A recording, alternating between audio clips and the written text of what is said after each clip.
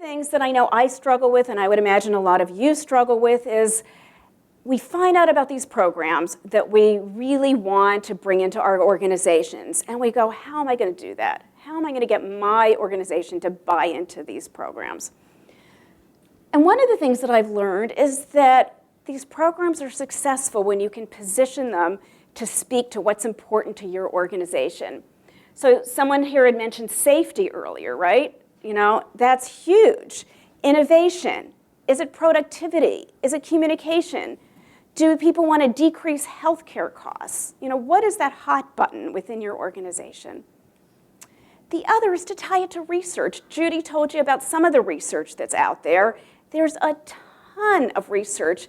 We'd be happy to give you our resources, so any of you who want can email us or come up to us afterwards, and we'll share our resources for you. There's a lot of stuff online. There's a neuroscientist, Sarah Lazar, who has a wonderful TED Talk where she actually shows pictures of how the brain changes before and after meditation. So do what you can to tie it to the research that's out there. The other is to connect with people of influence that have mindful practices. What I have found fascinating is that it's not the OD manager or the HR manager that brings these programs into organizations.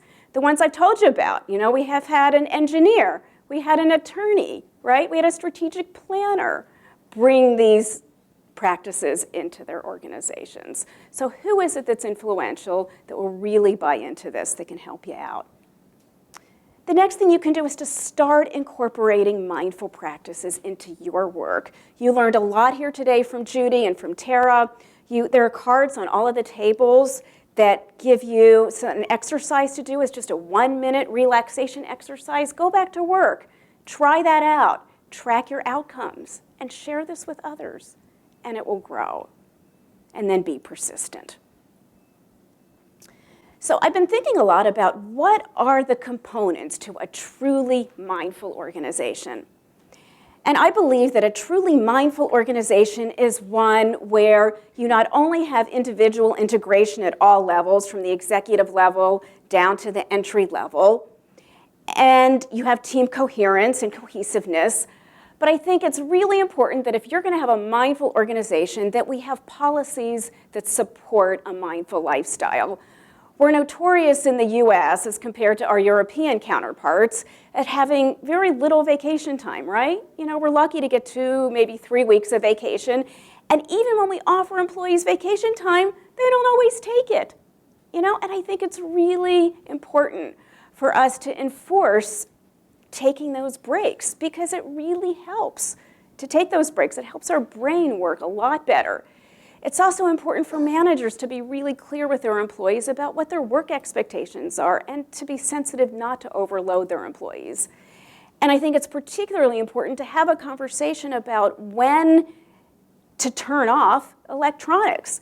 I've talked to many employees that feel like they've got to be tied to email and to text all the time, and they're never giving themselves a break at home. And their managers don't always even expect that of them, but that conversation isn't happening. So I think that's important. And I think it's also important for companies to look at how they pay their employees, and particularly entry-level employees, so people aren't feeling stressed out if they're not making enough money to make ends meet. And then finally, a truly mindful organization is one that does what they can to make the world a better place. And it may be a focus on sustainability. It may be donating to a charity in your community, having employee volunteer programs, whatever it is that you think will help create a better place in this world for you, for your practice, and for the world.